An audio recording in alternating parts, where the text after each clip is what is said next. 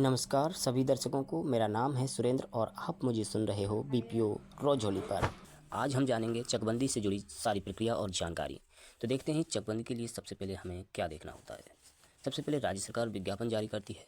इसके बाद गांव में चकबंदी की अधिसूचना जारी होती है और उसके बाद गांव के राजस्व न्यायालय मुकदमे सभी अप्रभावी हो जाते हैं। इस दौरान चकबंदी के बंदोबस्त अधिकारी की अनुमति के बिना कोई भी खातेदार यानी कि किसान अपनी ज़मीन का इस्तेमाल खेती से जुड़े काम के अलावा नहीं कर सकता। चकबंदी अधिसूचना जारी होने के बाद ग्राम सभा चकबंदी समिति का गठन भूमि प्रबंधन समिति के सदस्यों में से किया जाता है, जिसका अध्यक्ष ग्राम प्रधान होता है। यह समिति चकबंदी प्रक्रिया के प्रत्येक स्तर पर चकबंदी अधिकारियों को सहयोग और परामर्श देती है।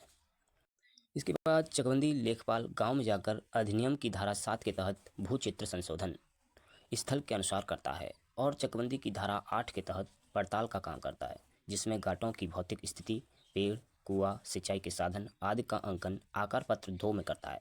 इसके अलावा खतौनी में पाई गई अशुद्धियों का अंकन आकार पत्र 4 में करता है।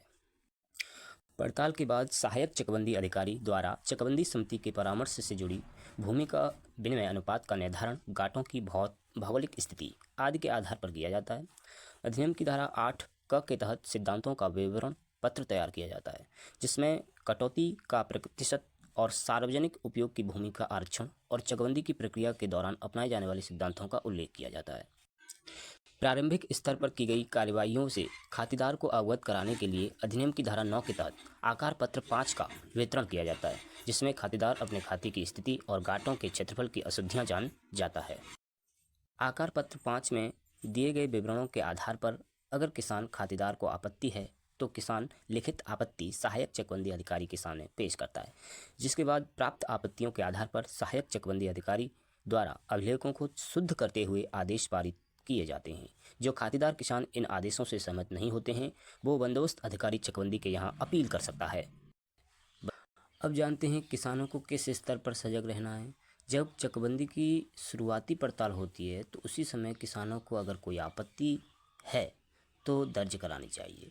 साथ ही चकबंदी टीम को सही जानकारी देनी चाहिए, जिसके बाद किसानों को पर्चा नंबर 5 दिया जाता है, जिसमें किसानों की पूरी कुंडली दर्ज होती है, जैसे खाते का विवरण, जमीन का रकबा, गाटा संख्या, जमीन की मालियत, विभाजन आदि दर्ज होता है। पर्चा नंबर 5 में किसानों को आपत्ति दाखिल करने के लिए समय दिया जाता है। अगर पर्चा 5 मिलने के बाद किसान समय से आपत्ति दर्ज करा दें तो किसानों के लिए और चकबंदी टीम दोनों के लिए सुविधाजनक होता है।